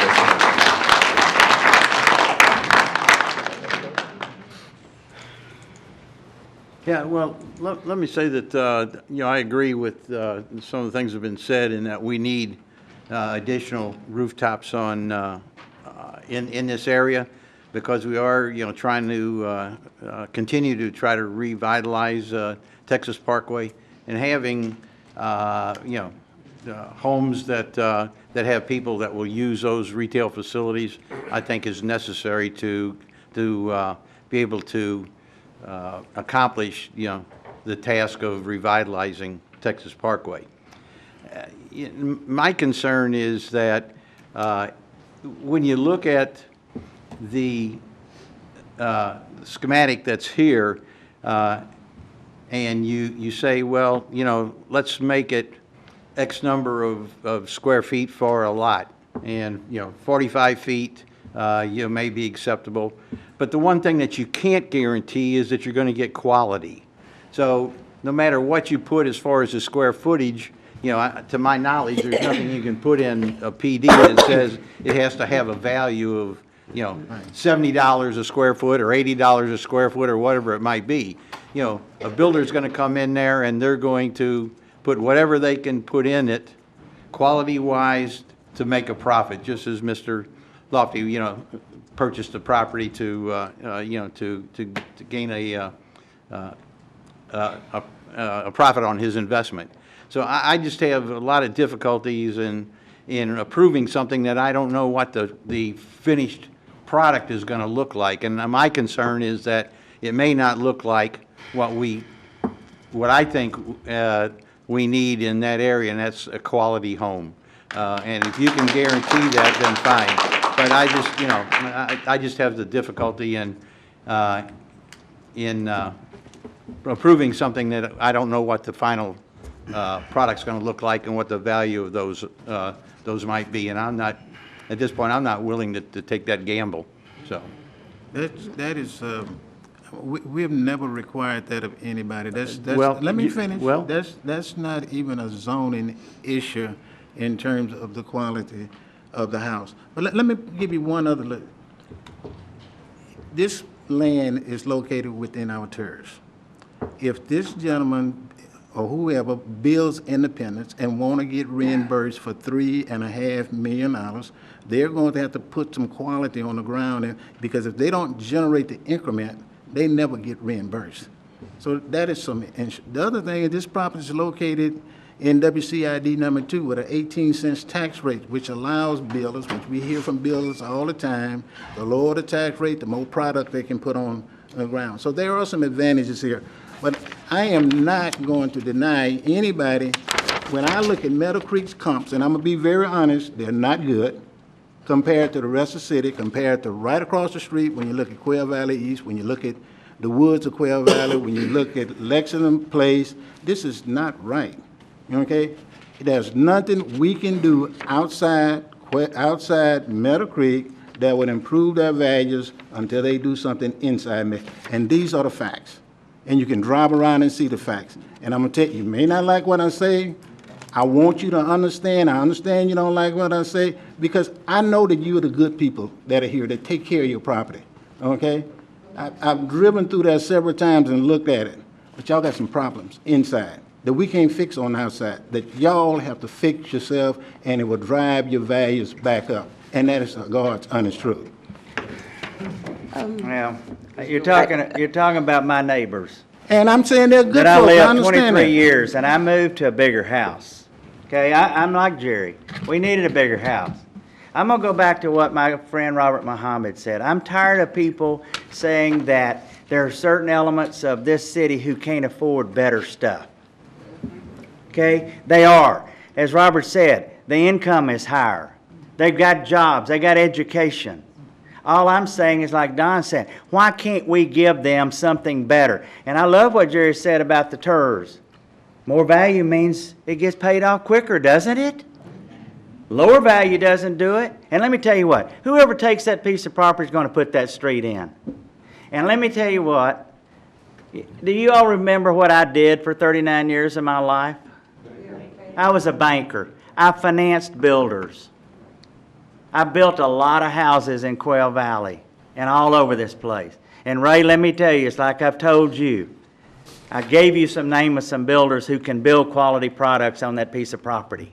Okay? You're kind of like the guy that we've listened to all these years saying, oh man, nothing's ever going to happen over here. Nothing's ever going to happen. I've held this land for 20 years. I've held this land for 40 years. Well, that's where Benny Keith is today and all that other stuff over there. It will happen, but you got to find the right person to do it. You looked at one entity who came to you, and I know D.R. Horton. I know all these builders. But you know what? They build the house and leave it. We have to live with it. Okay? They make their money and go on down the road. You live in Sugar Land. You bought that property as an investment knowing what the risks were. Okay? And you're trying to get your money out of it. I don't blame you for that. I wish you the best of luck. What I'm just saying, and I'll stand by my word, there's nothing wrong with us demanding higher quality for our people.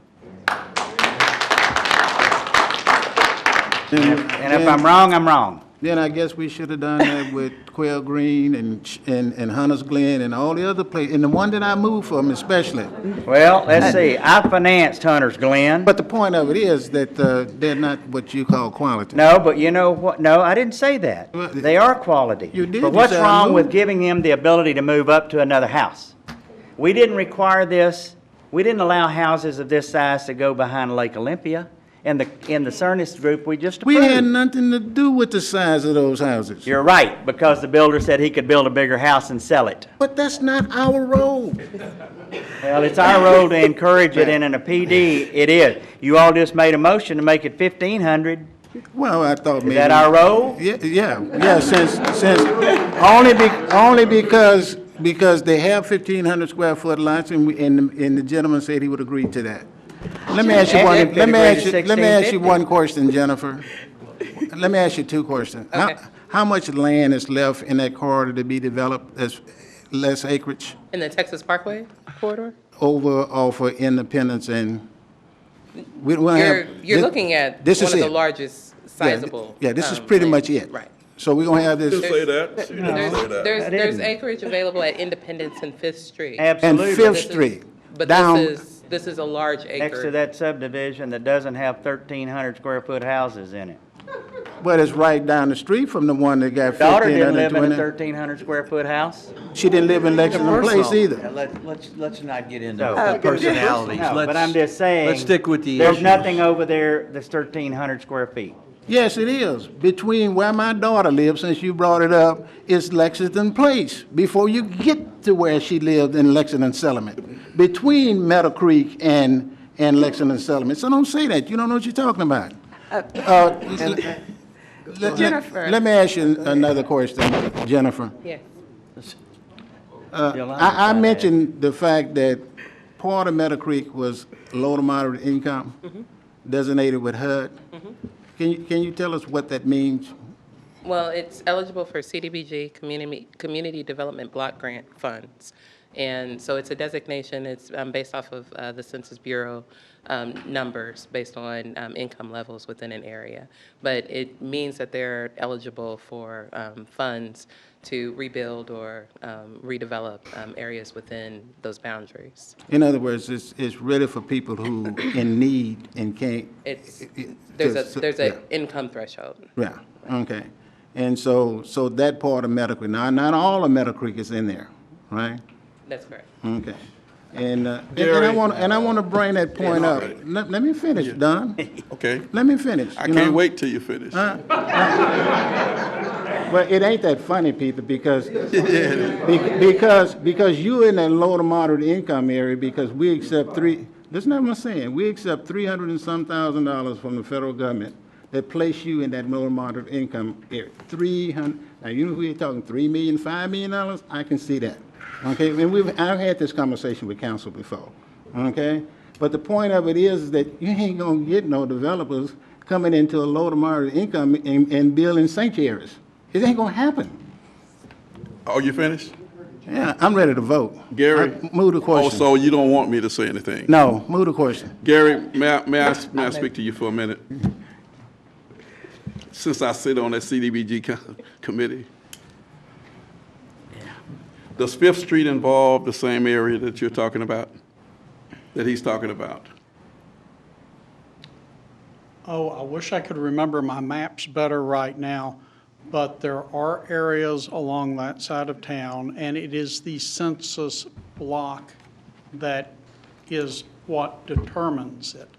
So if the census block extends outside the city limits, that may affect HUD's determination of the median income for that area. Let me give But you. it's the whole block. Exactly, so it could overlap, am I correct? As another our point census blocks, Meadow Creek is not all within one census block. Exactly, it's part of Fifth Street as well, and that impacts that. Yes. The same thing as Hunters Glen 5 does, because it overlaps the Houston area over there as well. Into Quail Run. So that's kind of a, thank you very much, sir. Thank you.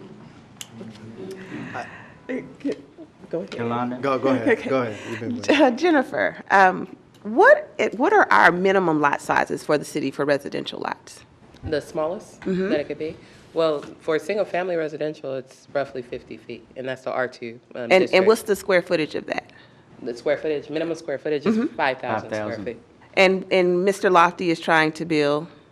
It ranges, so the Uh-huh. depths would still give you a minimum 5,000 roughly. So square feet. he would still be meeting our minimum lot size, not the dimensions, but the size. And I bring this, and do we have residential architectural standards for? Citywide, no. Exactly. And I bring this up that when developers come in, you have to figure out how to work with them. And the thing with this project is that he can make the lot sizes less deep and more wide. They would still be the same size, and we'd have no say-so on their architectural standards. They could build whatever. And that's kind of scary. So I use this as an opportunity to make sure that we could get a quality product on the ground. I talked with Mr. Lofty, and he agreed to not build anything less, minimum, anything less than Bradford Village that's out there. Nothing less. It has to go up from there. So to me, I use this as an opportunity. How can we get the best product out there? Because if he goes to sell it to someone, they could possibly put a gas station there, a strip center, something like that. And that's not really the right area for it. So I looked at the situation from a point that we could still get a quality product out there. Because if he left the lots the way they are, I mean, they could typically go build houses with siding on them. And that's the last thing I wanted. So, you know, to me, you have to figure out how to work with these developers, and that's kind of the standpoint I took it from. Yes, I mean, ideally, would we like big, huge lot sizes out there? Okay, but, I mean, I don't own the land, so I have to figure out how to work with him to get a better quality product out there. And I just wanted to say that because technically, the lot size is what the minimum city standard is. He's having to go through this PD because it's narrower than what we, in the dimensions, but it's still the square footage. And like I said, we don't have residential standards. So with that being said, I asked him to add into the PD minimum architectural standards to ensure we got a quality product. Of course, you know, I understand that materials, square footage, surrounding area all play into when houses are appraised. But one of the things that we have the opportunity right now to do is make sure we get quality material. And we did that with this amendment. Yes, Okay. Any other comments? I do have one Yeah. comment. Going back to Mr. Councilmember Smith, because you had made it personal. No, I didn't. I No, just yeah, said- you did. No, you talked about gibberish. Let me tell you the gibberish. I did vote for that gas station and that hotel that's there that's successful today. Sure did. And I also want to commend you for recognizing the fact that you talked about is the leadership, the way why Texas Parkway the way it is, because I'm glad that you recognized it. Thank you. Anything personal was the comments you made, but I think you're a pretty nice guy. Yeah. All right, any other comments? Chris? You got any? Any other comments? No, sir. Long time ago, there was a motion, this is a two-reading item though, so there is a second reading. There was a motion, I think, by Councilman White and a second by Mayor Pro Tem Ellicott, is that right? By Councilmember Ford. Did you second it? Huh? No, I thought you seconded the But that was amendment. for the amendment. He's talking about the Amendment we've already original voted on, this is the Yes. original motion. Yes. Is that right? Yes. You made the, all right. There's been a motion and a second to approve it with the amendment, 1,500 square foot home minimum, right? And, you know, we also had this And the amendment for the architectural architecture standard. Okay. All those in favor? All opposed? Motion carries. All right. Yep. What did, is the question, what did they vote for? The motion carried for them to allow the 45-foot lots, 1,500 square foot minimum house with these architectural standards. 4-3, so I said, it is there's a second reading of this, so. All right. Moving on. Item 7A2. An ordinance of the City of Missouri wait City, till they- Texas, amending Section 7 Use Districts of Appendix A of the Missouri City Code entitled the City of Missouri City Zoning Ordinance, deleting rules and regulations relating to water and wastewater treatment and disposal systems, providing for appeal, providing a penalty, providing for severability. Move to adopt. All right, there's a motion by White. Is there a second? Second. Second by Pro Tem Councilmember- Ellicott. No? No, it was Florida. Emery. It was Floyd, Councilmember Emery. All those in favor? Motion carries. There are no public hearings, there are no appointments. Way to go, Yeah. pretty good, Gary. 9A are authorizations. 9A is to consider authorizing the Exchange Club of Fort Bend request to post child abuse awareness signs along Highway 98 at President Street as they did last year. And that Esplanade Same in display as Stafford. last year. I move to In that adopt. same spot that they did last year in Stafford, right? Mr. Rycheck is with us tonight if council desires to hear from him. Came last year too. Move to adopt. Yeah. Second. Councilman Smith made the motion, Mayor Pro Tem Ellicott made the second. All those in favor? Motion carries. Item 9B is consider authorizing a contract for reconstruction of Turtle Creek Drive. I move to adopt. Second. Councilman Smith made the motion, Councilman White made the second. How much All we those in authorize? favor? Motion carries. Thank you. Warm down. 9C, consider authorizing the waiver of penalty, interest, and fees on tax account number 5500-01-010-0120-920. Move to adopt. We don't need any double payments. Is there a second? Second. Motion by Councilman Emery, second by motion by White, second by Emery. All those in favor? Motion carries. 10A. An ordinance of the City Council of the City of Missouri City, Texas, declaring the candidate for Councilmember District C, Anthony George Marulis, and the candidate for Councilmember D, Floyd Emery, unopposed, declaring Anthony George Marulis candidate for Councilmember District C and Floyd Emery candidate for Councilmember District D elected, canceling the election for single-member District C and D, repealing all ordinances or parts of ordinances inconsistent or in conflict herewith, and providing for severability. Move to adopt. I second the District D piece. Quite emphatically. Well, you did it all. All those in favor? Motion carries.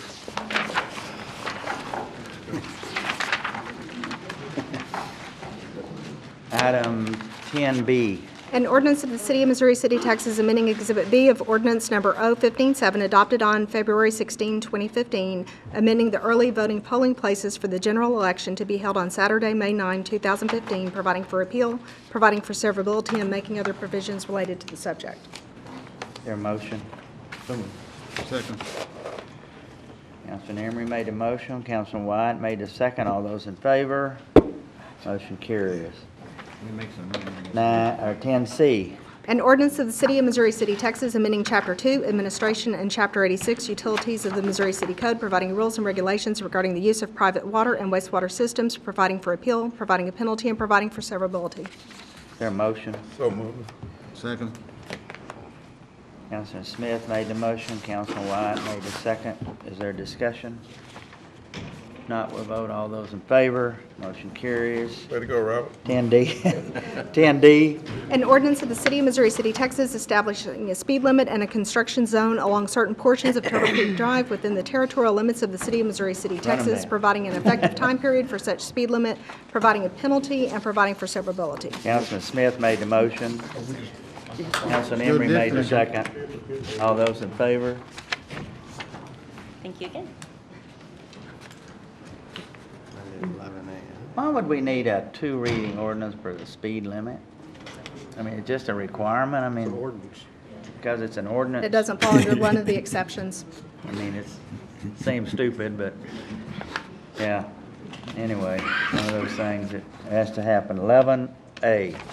These are A resolution of the City Council of the City of Missouri City, Texas, authorizing the mayor to execute and the city secretary to attest an economic development agreement between the City of Missouri City, Texas, and TC Houston Industrial Development, Inc., pertaining to certain improvements to an approximately 119.87-acre tract of land located in the City of Missouri City, Texas.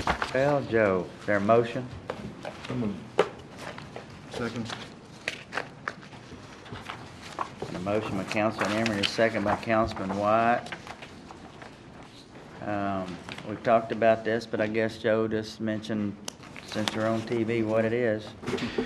Good evening, Mayor, members of council. As you are aware, for some time now, we've been working with Trammell Crow Development for the development of a new business park, Park 890, which will be located approximate to US 90A and Beltway 8. We brought this, item was on the agenda a few weeks ago, and we pulled it from the agenda because at that time, we had just previously found out from our bond counsel that this is a Chapter 380 agreement, and there was some gray area. Not in the terms of the agreement. Nothing has changed from the terms of the agreement itself. The council approved a term sheet, and so that's all the same.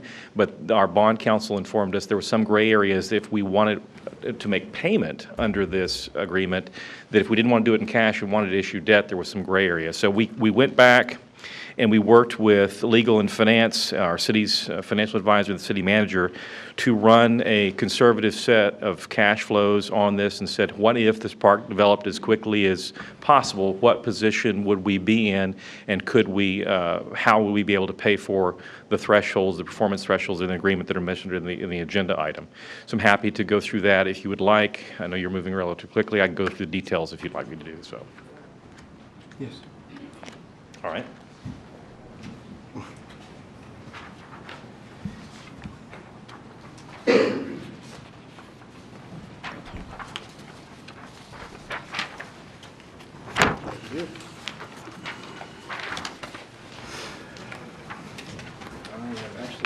That's how Chris and I look on. We. You didn't bring me one? I smell already though. A lot of numbers. Well, just put one up on the, Another one? on the Elmo if you want to. No, I need it for the Elmo. Can you see that? I. On the Elmo? The spreadsheet that you have in front of you, the first column, beginning your assessment, what that says is as development comes on, and let's back up for a second. You will recall that this agreement is under the premise that the property to qualify is neither abated nor exempt. So this is the assessed value that would be on the ground that we would be qualifying for before we could make any payment underneath that term. So the first is the beginning year assessment and the new value that's added. It kind of walks from 2016 through 2025, a 20-year time horizon. And these are projections in working with the developer of when they saw things coming on board. As you recall in the agenda item and in the agreement, it anticipates some speculative building as well as other development. So as these thresholds that are met, we want to say, here's the total assessed value, here's our tax rate. In this, we held the tax rate constant. We did not assume an appreciation. We did not assume that there would be growth in values, and we have never experienced a time where we have not really seen, over a period of time, a growth in our values, even if there's no additional property added. Then that turns into a property tax collection, a cumulative collection, and then what you see is the reimbursement for infrastructure when that comes out. So if we are as conservative as we anticipate we would need to be, and we hit those thresholds, how would we make those payments if we did not issue debt? We went back to a tried and true process that the city has used when you consider what we did in Lakeview, and said, we worked with the Metro funds and said we tapped that for part of the reimbursement. So what happens is in year 2021, based on this pro forma, you would have an infrastructure reimbursement payment that is in excess of the amount of value on the ground at that time. The balance would be made up by the Metro funds. There would be additional values that come in over the next 4 years, and then you see the net at the bottom over that 20-year period. If those thresholds are hit, we would receive $23,245,000 in taxes. We have a $7 million infrastructure payment, so you're still positive to about $16 million. That's the threshold we ran and said we would be able to make payment without going into reserves of the city by utilizing the Metro funds, similar to what we used in the Lakeview Business Park. Nothing new. Nothing new. This was discussed last week also with the Economic Development Committee with this spreadsheet as well. Get after it. I'm sorry? Get after it. With a vote, we'll be happy to. Yeah. There was a motion and a second.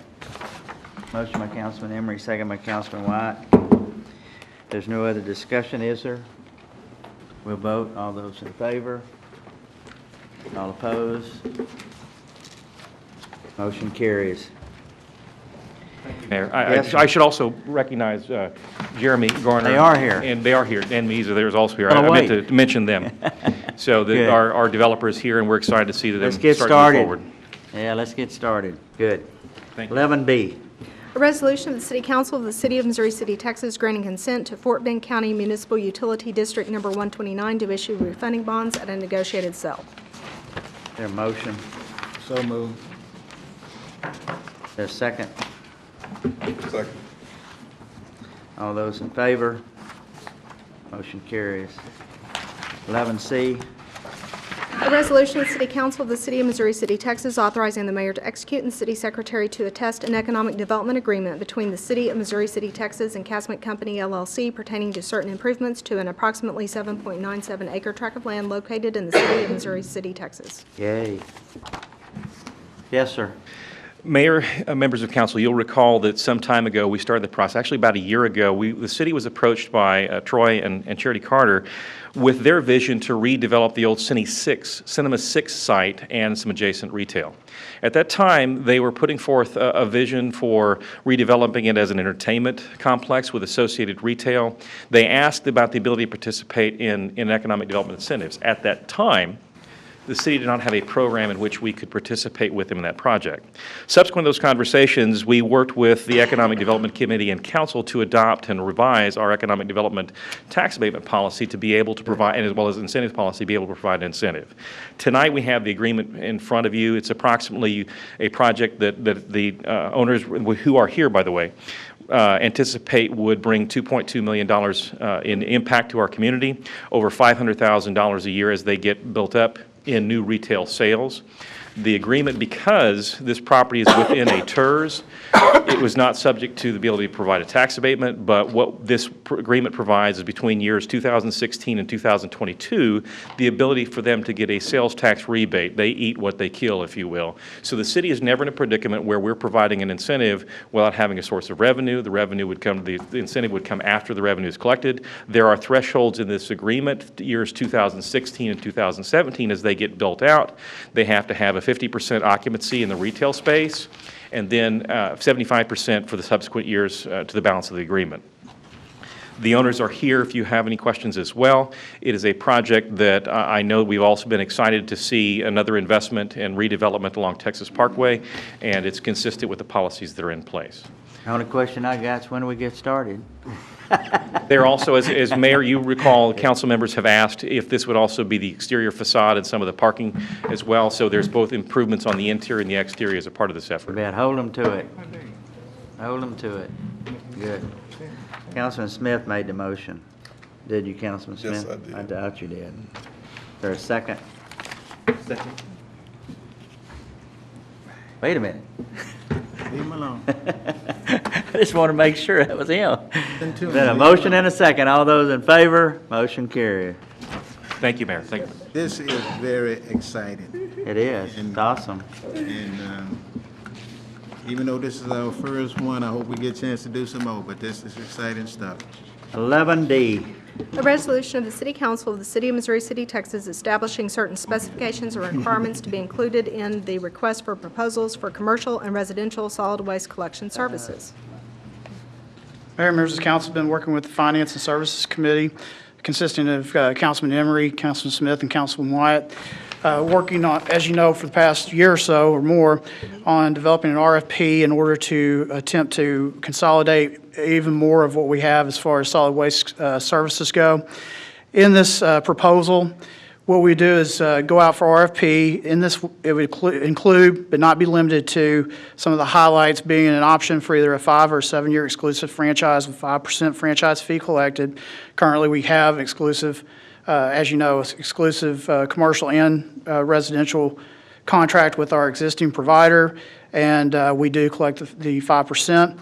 Description of the residential services and comparable service to be provided with the price to be, provision that is provided through the election that we had in 2010 and approved by the citizens that would convert those that exceed the price to be for the like or similar service that is provided by the city for that is provided by a non-city provider.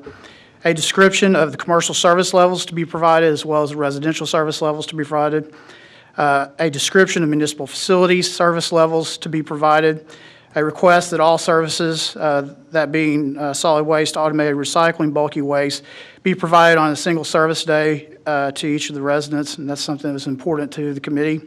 And an option for the city to share in recycling revenues, and also for the successful proposer to pay a public education and outreach contribution of $1.14 per residential service unit. Sounds very specific, and it comes from a neighboring city that has done the same and put that money to good use. And so anyway, those are some of the highlights. In addition to that, if you look at or have any questions, look at it and have any questions about Exhibit A and any of those components, I'd be happy to answer those at this time. Also, in your packet, to let you know, is a schedule, a proposed schedule of what would take place. As you know, this is a franchise, and so therefore there's a 3 ordinance reading that takes place. And it's a pretty long process, as you can see, because we will be going out for bid and then receiving those back in mid to late May. From that point on, we would be looking at evaluation process that would look at the what is being provided per the RFP, making sure those services meet the RFP, looking at the finances of the companies that have bid, and also looking at the bid proposals that they have made. This will then be taken to the Finance and Services Committee to be reviewing this, and then coming back to City Council in July to make a recommendation. There would be the first reading of ordinance. And this does take time. If we do end up choosing a different service or a different service provider, then they would have to gear up with equipment depending on what type of service is chosen. And that does take a little time. And so they would be notified at that time that they were awarded the bid. And then from that point forward, they could begin taking care of equipment acquisition as far as, and also working with us to line up the distribution of that equipment. Or if we end up doing carts, for instance, then they could get the distribution of those started as well. Service will begin January 1, 2016. Just pardon me for a minute. I'm going to ask you to repeat something for me. Yes, sir. What happens after tonight? Tonight, this is, you're adopting a resolution that says this is what would go in the request for proposals that'll go out to the market for them to submit proposals and bids. 2 questions. Yes, sir. One's an observation, and so you can confirm it, that this proposal that we're sending out takes into consideration the price to beat ordinance that I believe is in effect now. Correct. So for anyone who's concerned that we're trying to do something and negate that, that's not true. Well, That ordinance is in effect, and so. As it is today. As it is today. Move to adopt so we can discuss this. Second. We are getting a price to beat quote, which could change what's in effect today if the price is lower than what they have. I'm just clarifying. No, that. that's a good point. Okay, Yeah. that's the only thing Yeah, okay. Yeah. Yes, sir. Any other question? Yeah, one I have, Bill, thank you for your work on this. When you say the 5 or 7 year exclusive, so would that mean when we go out for bid, would that be coming back as 5 or 7, or it's Correct. going to be 7? They will submit both, and you'll be able to evaluate. And obviously, the pricing effects with amortization affects the price that would be quoted by the providers. Okay, so it could be both, 5 and 7? Yes, and then this will basically come back to you as a menu of services, and you will then be able to take those services, put them together, and again, we'll evaluate them, and then get back with the Finance and Services Committee and then yourselves, and you can put together a service that would be provided to the public.